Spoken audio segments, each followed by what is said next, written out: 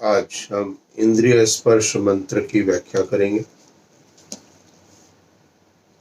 दो प्रकार के मंत्र आपने देखे होंगे। एक तो इंद्रिय स्पर्श मंत्र लिखा हुआ है जो कि ईश्वर की उपासना में वैदिक संध्या के अंतर्गत आता है। दूसरा अंग स्पर्श मंत्र आता है जो देव यज्ञ अर्थात हवन से पहले किया जाता है। इन दोनों में अंतर इनके अपने जो हेडिंग है, शीर्षक है, उसके द्वारा ही हमें पता लग जाता है। यज्ञ में हवन में अंग स्पर्श मंत्र करते हैं अर्थात अंगों का जो शरीर के अंग है उसको स्पर्श करके उनकी पवित्रता के लिए, उत्तमता के लिए प्रार्थना। लेकिन जब हम ध्यान की उपासना के अंतर्गत, दैनिक व्यवस्था के अंतर्गत, तो जब हम ध्यान करते हैं तो हम अपना भी ध्यान करते हैं और परमात्मा का भी ध्यान करते हैं। तो इसलिए ईश्वरीय शक्ति मेरे इंद्रियों के अंदर समाहित हो। हवन में शारीरिक शुद्धि मुख्य है, लेकिन जब हम साधना में बैठते हैं, ईश्वर का ध्यान करते हैं, वैदिक संध्या आदि करते हैं, तो वहां पर शारीरिक शुद्धि के साथ साथ हमारे मन, हमारी इंद्रियां, ये भी सब शुद्ध और पवित्र होनी चाहिए। इसलिए इंद्रिय स्पर्श मंत्र दिया गया है और इंद्रिय स्पर्श में इंद्रियों के लिए स्पर्श करके इंद्रियों की पूर्णता, पवित्रता, शुद्धता के लिए ईश्वर से प्रार्थना करते हैं। ओम वाक वाक, ओम प्राणा प्राणा, ओम चक्षु चक्षु, ओम श्रोत्रम श्रोत्रम, ओम नाभि, ओम हृदयम, ओम कंठः, ओम शिरः, ओम बाहुभ्याम यशो बलम, ओम करतल कर पृष्ठे। अब यहां पर थोड़ा सा चिंतन करना है कि इंद्रियों की जहां बात की है तो वाक वाक, तो हमारा तो मुंह एक है, लेकिन यहां पर दो प्रकार से शब्द का प्रयोग किया गया है। ओम वाक वाक, ओम प्राणा प्राणा, ओम चक्षु चक्षु, ओम श्रोत्रम श्रोत्रम। तो यहां पर दो दो बार इसलिए कहा गया है कि एक इंद्रिय जो हमारी है और एक इंद्रिय की शक्ति जो परमात्मा की है। देखिए, मुंह इसका जो है वो केवल मात्र एक उपकरण मान लीजिए, वाक शक्ति का एक उपकरण है। लेकिन व्यक्ति केवल मुंह होने से बोल पाता ऐसा नहीं है, क्योंकि कई बार हमने बिना बोलते हुए मुख उनका दिखाई देता है लेकिन वो बोल नहीं पाते हैं। तो हमें भी उस इंद्रिय की शक्ति के ऊपर चिंतन देना है जो कि इसके अंदर वाक शक्ति को प्रकट करती है।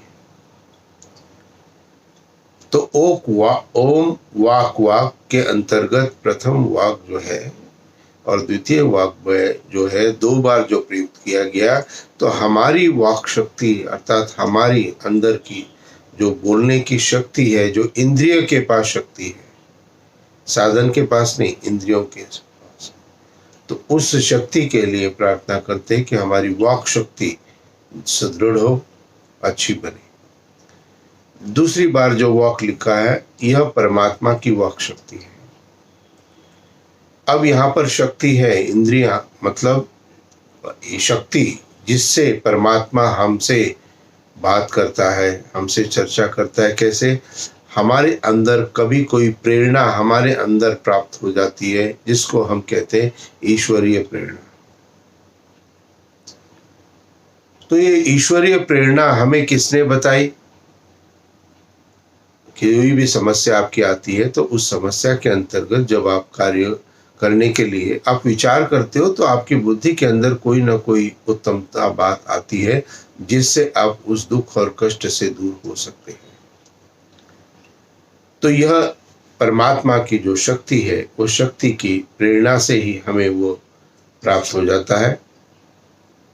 और ओम प्राणा प्राणा, जो हमारी प्राण शक्ति है, वायु के साथ एक प्राण तत्व भी जाता है हमारे अंदर। ऑक्सीजन से यदि जीवन होता तो मरे हुए व्यक्ति के अंदर ऑक्सीजन हम डाल देते, वो जीवित हो जाता। लेकिन व्यक्ति का जीवन जो है वो है वायु के साथ प्राण तत्व भी अंदर ग्रहण करता है। तो मेरी प्राण शक्ति, और वो प्राण शक्ति क्या है? It is a sort of energy जो कि पूर्णतः शरीर के अंदर व्याप्त होकर के पूर्णतः शरीर को अपना एक एनर्जी प्रदान करती है, जिससे हम ऊर्जा प्रदान करती है, जिससे हम नित्य प्रति के बाह्य कर्मों को करने में समर्थ हो सकते हैं। ईश्वर की प्राण शक्ति जिसके माध्यम से सबके अंदर यह जीवन प्राप्त है, चेतनता प्राप्त है, अर्थात जो प्राण शक्ति हमारे अंदर है वो प्राण शक्ति परमात्मा के द्वारा प्रदत्त है, परमात्मा के द्वारा दी गई है। इसलिए यहाँ पर दो बार, एक हमारे स्वयं के लिए और दूसरा परमात्मा के लिए कहा गया ओम प्राणा प्राण। ओम चक्षु चक्षु, हमारे जो चक्षु की इंद्रियां हैं, यहाँ ध्यान रखेंगे अंगों की बात नहीं कर रहे हैं, क्योंकि परमात्मा निराकार है तो उसका कोई आकार है नहीं, उसके कोई अंग है नहीं, लेकिन फिर भी वह अपनी इंद्रियों की शक्ति से ये समस्त कर्मों को करने में समर्थ है। क्यों? क्योंकि वह चेतन सत्ता है। हमारी आत्मा भी चेतन सत्ता है, लेकिन हमारी आत्मा के अंदर चेतनता है, इंद्रियां भी हमारे अंदर है, लेकिन इंद्रियों को यदि प्राण शक्ति प्राप्त न होगी तो इंद्रियां भी कार्य नहीं कर सकती है। इसीलिए किसी मृत व्यक्ति के लिए हम कहते हैं कि इसके प्राण चले गए हैं। तो चक्षु, जिन चक्षु इंद्रियों के माध्यम से हम अपने आंखों के गोलक के माध्यम से, ये इंस्ट्रूमेंट है आंख की गोलियां, इसके अंदर जो शक्ति है वह शक्ति हमें दर्शन प्राप्त कराती है। तो वह शक्ति हमारी ताकतवर बने, शक्तिशाली बने, और ईश्वर अपने उसी चक्षु से यानी कि अपनी उस सामर्थ्य से हमारे समस्त कर्मों को भी देख रहा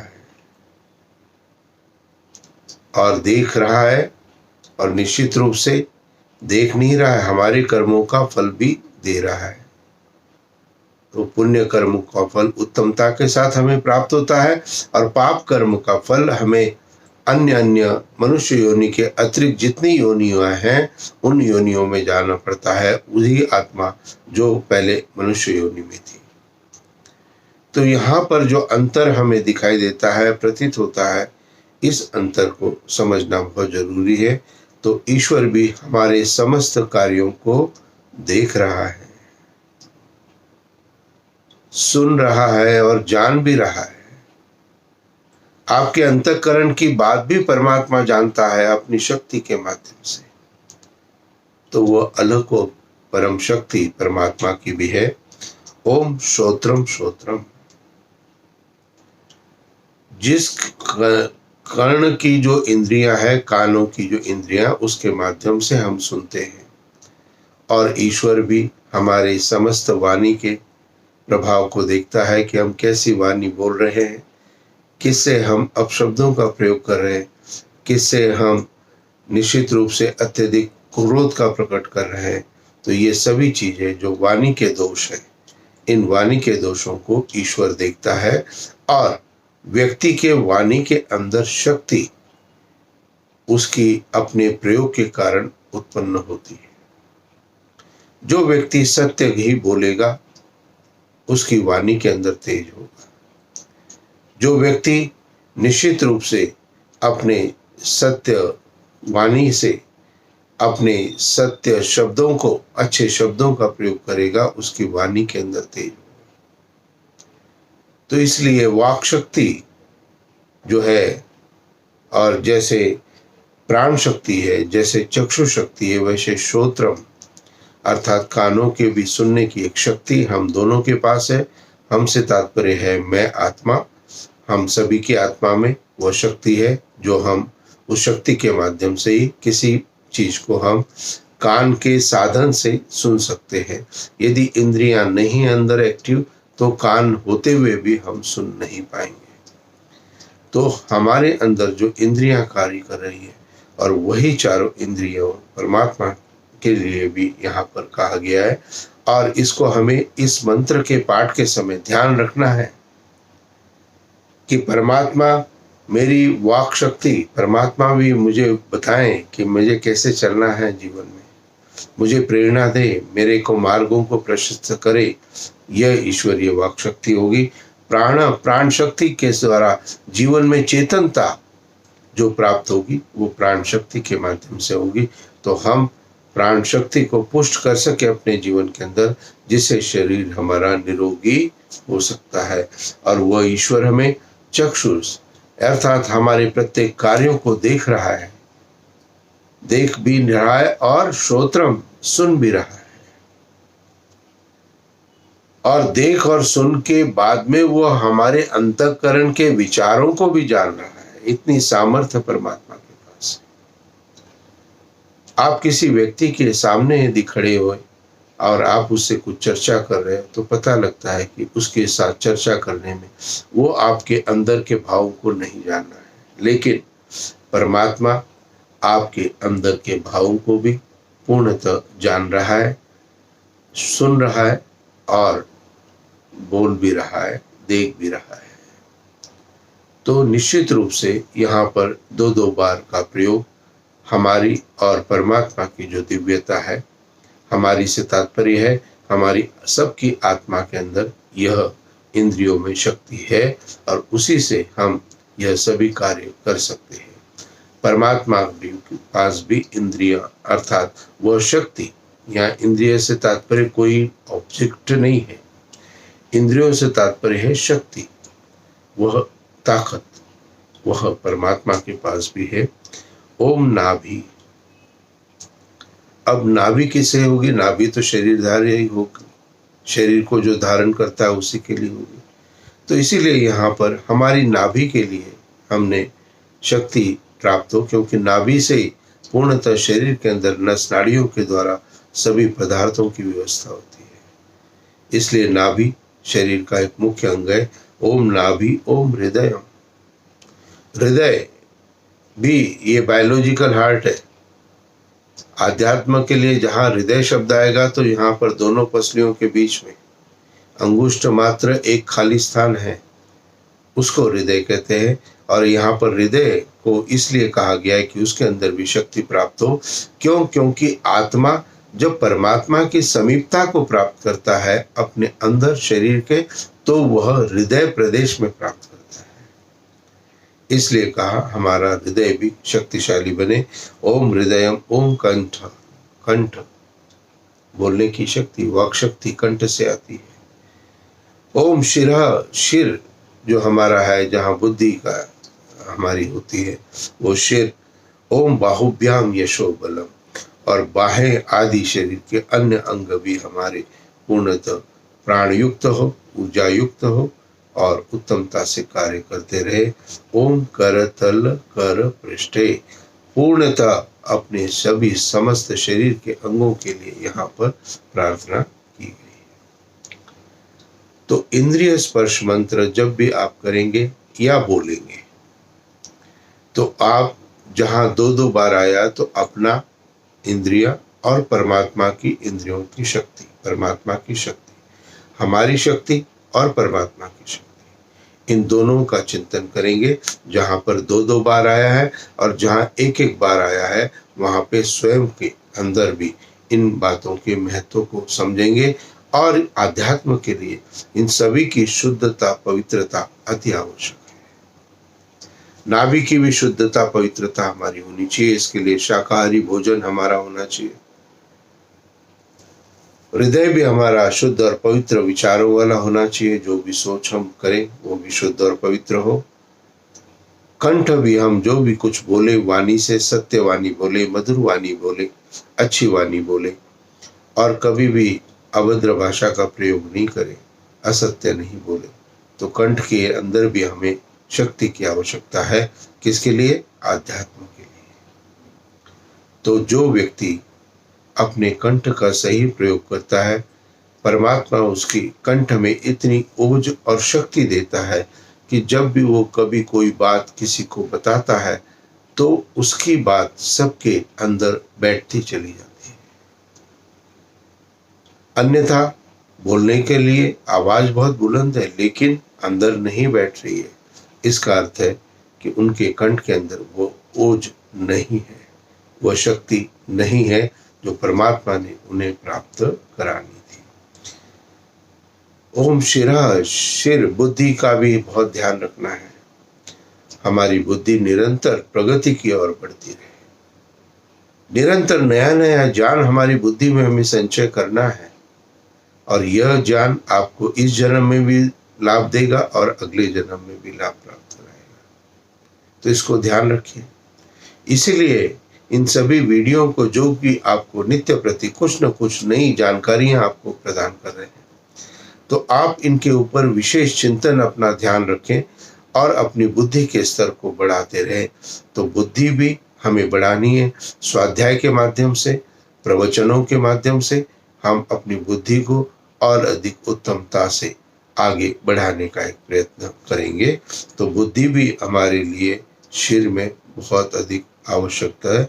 और बाहुभ्याम यशो बलम, यश और बल की यदि प्राप्ति करनी है तो हमारी बाहों के अंदर, भुजाओं के अंदर ताकत होनी चाहिए। भुजाओं से ताकत से तात्पर्य ये नहीं है कि हम किसी को हानि करें। भुजाओं से तात्पर्य है कि हम प्रत्येक कार्य जो भी करेंगे शरीर के अंगों से, उन सभी शरीर के अंगों के अंदर वह सामर्थ्य हमें प्राप्त हो सकती है। ओम करतल कर पृष्ठे, अर्थात पूर्णतः शरीर के अंदर हमें उन सभी चीजों को शक्तिशाली बनाना है। और इसीलिए यहाँ पर हम इंद्रिय स्पर्श मंत्र का जो प्रयोग है उसको हमने किया है। कल शन्नो देवी रविष्टय मंत्र का मैंने व्याख्या की थी। प्रत्येक दिन एक वेद मंत्र की व्याख्या अब आपको प्राप्त होती रहेगी। अन्य विषय पर भी एक एक वीडियो में डालने का यथासंभव प्रयत्न अवश्य करूंगा, क्योंकि वेद मंत्र व्याख्या के साथ दूसरे विषय भी हमारे चलते होने चाहिए। तो आपको थोड़ा अधिक समय अपने ज्ञान प्राप्ति के लिए देना पड़ेगा मेरे साथ में। तो इसीलिए आप नित्य प्रति मेरे सभी वीडियो को जो भी मैं अपलोड कर रहा हूँ उसके लिए आप स्वयं भी सब्सक्राइब करें। और यदि आपने सब्सक्राइब कर लिया तो आगे आपने अपने परिवार के सभी जनों को सब्सक्राइब कराना है और फिर अपने मित्र और जो भी आपके हैं उन सभी को सब्सक्राइब कराने की प्रेरणा दें। और मेरे वीडियो को जितने भी ग्रुप्स आप जिनसे भी जुड़े हैं उन सभी ग्रुप्स में आप नित्य प्रति भेजने का प्रयत्न करें। कोई कमेंट नहीं आएगा। मैं अपने कई वीडियो ग्रुप में भेजता हूँ लेकिन कोई कमेंट नहीं आता है, लेकिन व्यक्तिगत स्तर पर मेरे पास कमेंट आते रहते हैं। तो इसलिए group is A only information, कि ग्रुप के अंदर हम एक इंफॉर्मेशन सबकी तरफ पहुंचे। तो यह वेद ज्ञान सबकी तरफ हमें पहुंचाना है। इसके लिए आपके समस्त ग्रुप के अंदर इस वीडियो को जरूर फॉरवर्ड करें और नित्य प्रति वेद के स्वाध्याय के द्वारा, वेद मंत्र के माध्यम से आप अपने जीवन में उन्नति को प्राप्त करते रहें। प्रत्येक मंत्र में एक विशेषता है, उस विशेषता को आपने धारण करना है। आपके लिए ईश्वर से प्रार्थना करता हूँ कि आपका जीवन सुखमय, आनंदमय और प्रभु के आशीर्वाद से पूर्णता को प्राप्त होते हुए सपरिवार आप सभी प्रकार के सुख और आनंद से परिपूर्ण हो। मैं ईश्वर से आपके लिए यही प्रार्थना करता हूँ, याचना करता हूँ, अर्चना करता हूँ। इति ओम शांति शांति शांति।